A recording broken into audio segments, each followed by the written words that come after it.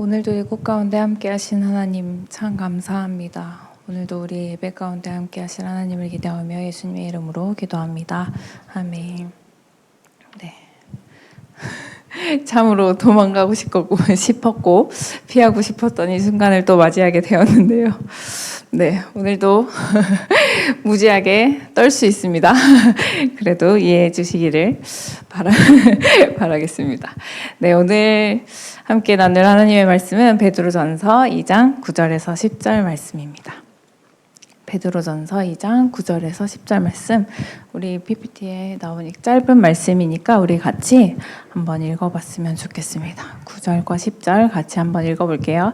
그러나 너희는 택하신 족속이요 왕같은 제사장들이요 거룩한 나라요 그의 소유가 된 백성이니 이는 너희를 어두운 데서 불러내어 그의 기이한 빛에 들어가게 하신 이의 아름다운 덕을 선포하게 하려 하심이라.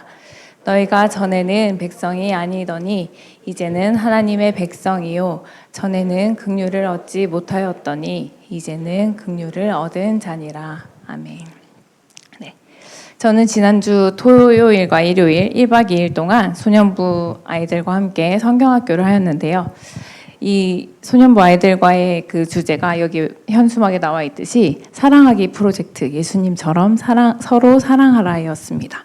진정한 기쁨과 행복을 찾기 어려운 이 시대 속에서 사랑을 잃어버린 채 살아가고 있는 우리 아이들이 하나님의 사랑을 깊이 깨닫고 예수님의 사랑을 힘입어 세상 가운데 사랑을 실천하며 사는 아이들이 되도록 사랑하기 프로젝트를 하고 왔는데요.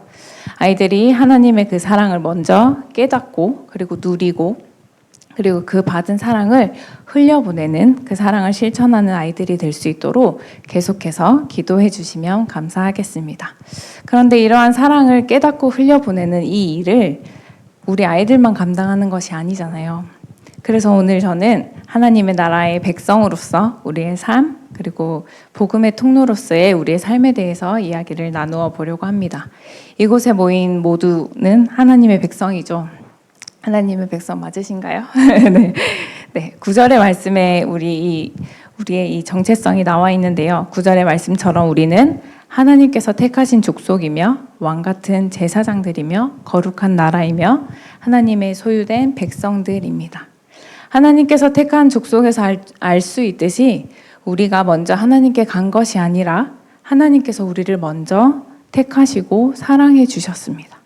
우리는 전적인 하나님의 은혜로 구원받은 자들인 거죠. 또한 우리는 왕같은 제사장으로서 우리는 하나님을 섬기며 하나님의 아름다운 덕을 선포하는 자들이 되어야 합니다. 그리고 또한 거룩한 나라로서 세상과는 구별되게 세상의 법이 아닌 하나님의 법을 따르는 자들이 되어야만 하죠. 그리고 마지막으로 우리는 또 하나님의 소유된 백성으로서 죄로 인해 죽을 수밖에 없었던 우리였지만 예수님께서 대신 죽으심으로 그의 핏값으로 산 자들이죠. 그래서 우리는 하나님의 소유된 백성들입니다. 하나님의 소유된 우리는 9절 하반절에 나와 있는데요. 하나님의 아름다운 덕을 선포하게 하며 살아가야 합니다. 하나님의 아름다운 덕을 선포하며 살아가는 것이 우리의 사명입니다. 하나님의 은혜를 먼저 받은 자로서 그리고 그 은혜를 누리고 그 은혜를 전하며 우리의 삶을 통해서 하나님의 선하심을 선포하는 것이 우리의 삶이 되어야 하는 거죠. 그런데 우리의 모습 어떤가요? 하나님의 은혜를 먼저 받은 자로서 그 은혜를 잘 누리고 계신가요? 그리고 그 받은 은혜를 잘 흘려보내고 계신가요? 하나님의 백성으로서 거룩하고 그리고 구별되게 세상의 기준과는 다른 삶으로 살고 계신가요? 여기에 계신 분들은 다 그렇게 살고 계신 것 같습니다. 하지만 부끄럽게도 저의 모습은 그렇지 않은 부분들이 너무나 많은 것 같습니다. 주님께서 이미 나를 어두운 데서 불러내셔서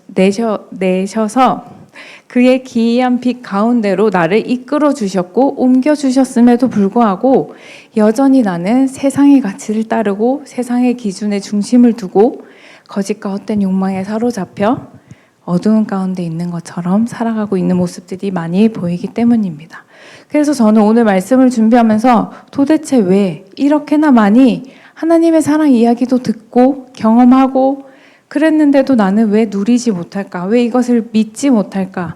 또 죄를 짓고 회개를 하고 또 다짐하고 또 다짐하면서 또다시 무너지고 이런 쳇바퀴 같은 삶을 왜 살아가는 것일까?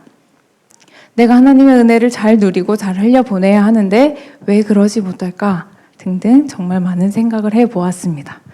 지금 여기 계신 분들도 한번 생각해 보셨으면 좋겠습니다.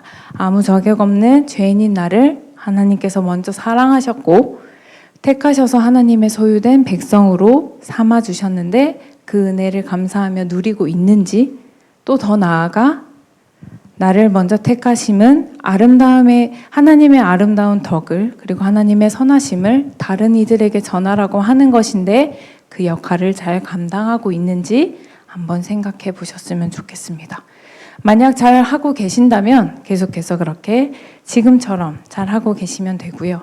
혹시 그러지 못하고 있다면 오늘부터라도, 지금부터라도 그러한 삶 가운데 들어가게 되시기를 주님의 이름으로 축복합니다. 혹시 공심채라는 식물 아십니까? 네. 끄덕끄덕. 네.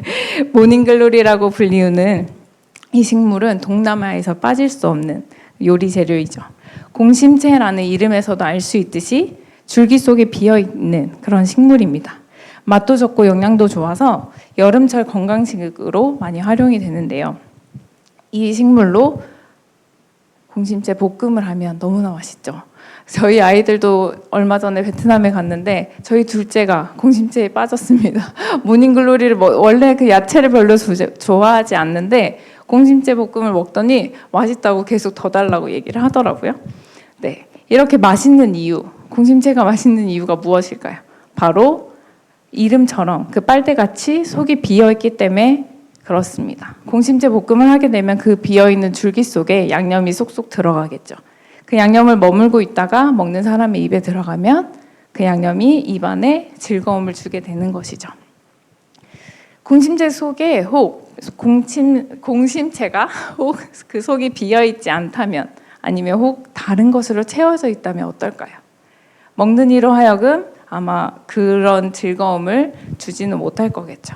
이 공심채를 먹다가 문득 나의 마음은 어떤가 한번 생각해 보게 되었습니다. 나의 마음은 비어 있는가? 아니면 혹 무엇으로 채워져 있는가? 생각하다 보니 하나님께서 나를 빛 가운데로 인도해 주셨는데 여전히 어둠 가운데 있는 것처럼 살아갈 수밖에 없는 이유를 찾았습니다.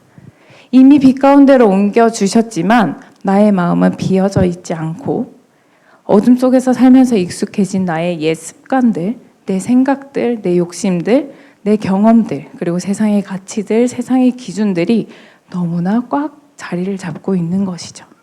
그래서 주님의 빛을 담을 수 없고 혹 그 주님의 빛이 조금 비춰지면 아 맞아 내가 잘못했지 깨닫고 돌아서다가 다시 그 빛이 희미해져 버리면 잊어버리고 여전히 어둠에 있는 것처럼 살아가게 되는 거죠. 마음이 공심채처럼 비워져 있어야 하나님의 빛이 온전히 들어올 수 있게 되고 그 빛에 온전히 젖어들어야만 우리는 빛의 자녀로서 살아갈 수 있게 되는데 그러지 못했던 것이죠. 주님 앞에 나의 것들을 다 내려놓고 마음이 정결해지기를 그리고 깨끗한 마음으로 서 있기를 참 소망해 보는 이 공심채 볶음을 먹다가 그런 생각을 하게 되었습니다. 그렇게 주님 앞에 어둠 속에 있었던 우리의 모습을 다 내려놓고 주님의 것들로 가득 채우시는 여러분들 될 수 있기를 소망합니다. 주님께서 주신 그 새로운 것들 주님의 빛으로 채워나가는 저 여러분들이 될 수 있기를 축복합니다. 그렇다면 그 빛을 또 채우기 위해서는 우리는 무엇을 해야 할까요?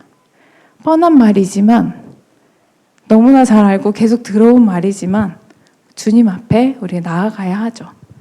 우리가 날마다 주님 앞에 주님의 말씀 앞에 그 빛에 우리가 노출이 되어야만 우리는 우리의 그 비워진 마음을 채울 수 있습니다. 혹시 야광 스티커 붙여보셨나요? 아마 집에 어린 아이들이 있다면 지금도 여전히 붙어 있겠죠. 아니면 혹은 아이가 어렸을 때 붙여보신 분들도 계실 거예요. 저희 집엔 아직도 있습니다. 지금도 아이들 자는 방에 천장에도 붙여 있고 벽에도 붙여 있고 곳곳에 붙여져 있는데요. 어느 날 아이들이 이제 자러 들어갔어요. 자러 들어가면서 이제 잘자 인사를 하고 불을 딱 껐습니다. 근데 그날따라 너무 야광 스티커가 밝게 빛나는 거예요. 이렇게까지 밝게 빛나는 것을 한 번도 본 적이 없는데 그날따라 너무도 밝게 빛나는 거예요. 이 차이가 뭘까 생각을 해봤더니 그날따라 아이들이 원래는 잠을 자러 가는 방이라서 거의 그 방에서 놀지 않기 때문에 잠깐은 이제 아이들이 자러 들어갈 때 켰다가 잠이 들 때쯤, 그러니까 한 시간도 안 되는 시간을 불을 켜니까 야광 스티커가 빛을 먹지 못해서 그렇게 밝게 빛나지 않았었는데 그날따라 아이들이 그곳에서 놀았던 거예요. 그러니까 오래전부터 그 빛에 노출이 됐고 야광 스티커가 빛을 많이 먹어서 그만큼 빛을 밝게 빛나게 됐던 거예요. 아이들과 불을 끄면서 소리를 질렀어요. 너무 밝게 빛나서 너무 소리를 지르고 거기에서 깨달았습니다. 아, 얘들아, 스티커가 이렇게 빛을 많이 먹었더니 밝은 빛을 내고 있어. 우리가 빛을 내려면 예수님 곁에 붙어 있어야 되겠다. 우리의 모습에서 예수님의 형상이 흘러가려면 우리도 예수님의 빛을 많이 받아야 되겠다라고 이런 얘기를 하면서 우리 그런 사람들이 되자라고 기도를 하고 이제 불을 끄고 나왔어요. 하나님의 자녀의 백성으로서 우리가 빛을 발하기 위해서는, 우리가 하나님의 선하심을 선포하기 위해서는 예수님과 얼마나 시간을 보내느냐, 그리고 내가 얼마나 하나님의 말씀 앞에 노출이 되느냐, 그리고 그 말씀을 얼마나 흡수하느냐에 따라 달려 있는 것입니다. 내가 흡수한 만큼 뽐을 낼 수 있으니까요. 내가 하나님의 말씀을 많이 받아들이면 드릴수록 우리의 모습 속에서는 하나님의 형상이 드러나게 되는 거죠. 하나님의 말씀에 순종하며 나아갈 때 나의 삶 가운데 하나님의 형상이 나타나는 거죠. 그것이 바로 우리가 사명을 잘 감당하는 모습이 아닐까 생각해 봅니다. 하나님의 자녀로서, 하나님의 택함 받은 백성으로서, 그리고 왕 같은 제사장으로서 얼만큼 하나님과의 관계에 힘쓰고 계신가요? 나를 그분께 얼마나 노출하고 계신가요? 밝게 빛이 날 수 있도록 얼마나 많은 시간을 보내시나요? 혹 꺼져가는 불빛처럼 희미한 빛을 내고 계시진 않으신지요? 저와 여러분들이 모두가 다 복의 통로로서 하나님의 은혜를 흘려보내고 빛을 흘려보낼 수 있는 자들이 되었으면 좋겠습니다. 그러하기에 하나님을 더 알기에 힘쓰고 하나님을 더욱 닮아가는, 하나님과 더욱 친밀함 속에 시간을 갖게 되기를 기도해 봅니다. 이제 설교를 마무리 지어보려고 하는데요. 얼마 전에 저희 어린이집에서 그 숲 체험을 하는데 물의 순환에 대해서 이렇게 숲 체험하는 시간을 가졌어요. 그리고 그 다음날 저희 둘째도 이제 유치원에서 책 한 권을 읽어오라고 줬는데 그 책 제목이 또 물이 어디서 왔을까라는 제목이었어요. 똑같은 이야기를 이렇게 두 번 듣다 보니까 거기에서 또 새로운 걸 제가 발견했는데 그 책의 이제 내용이 물은 여행을 한다. 물이 순환을 한다였어요.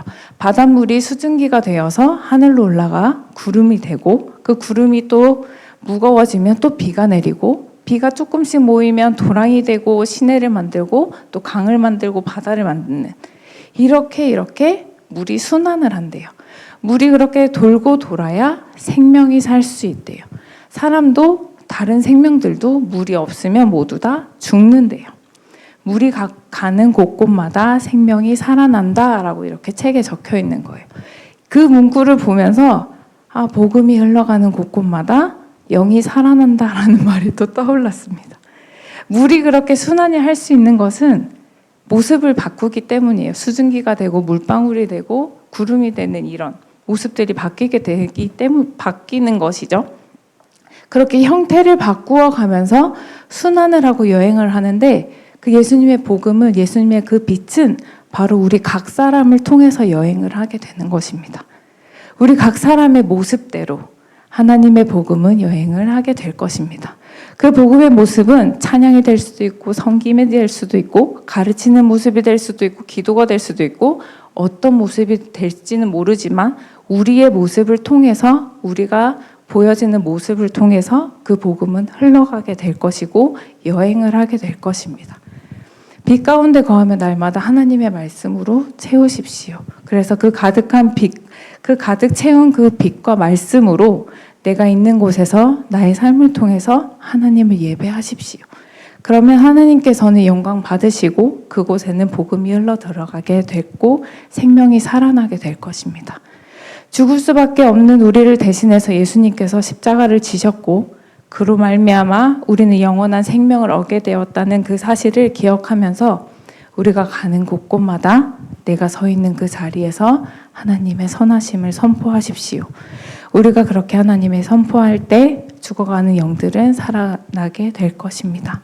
내가 속해 있는 가정에, 그리고 일터에, 그리고 지역, 교회 안에 어디서든지 우리가 가는 곳곳마다 주님의 복음이 선포되고 생명이 살아나는 일들이 일어나기를 소망해 봅니다. 우리 같이 기도하실게요. 나를 먼저 사랑해 주신 하나님 감사합니다. 나를 먼저 택하여 주시고 주님의 자녀 삼아 주심 감사합니다. 주님의 제사장으로서 거룩한 나라로서 하나님과 친밀한 삶 가운데로 들어가기를 원합니다. 주님의 택함 받은 자로서 하나님의 선하심을 맛보아 알게 하시고 받은 바 그 은혜를 누리고 내가 가는 곳곳마다 주님의 선하심을 선포하기 원합니다. 나의 삶으로 주님을 예배할 때 주님께서는 홀로 영광 받으시고 죽어가는 영혼들은 살아나는 기적을 보게 하여 주시옵소서. 나의 힘으로는, 나의 의지로는, 나의 것으로는 할 수 없음을 알기에 오늘도 주님 앞으로, 주님 말씀 앞으로 나아갑니다. 주님의 영으로 오늘 나를 충만히 채워주시옵소서. 주님의 빛을 가득 채워주시옵소서. 충만케 하실 하나님을 기대하며 예수님의 이름으로 기도합니다. 아멘.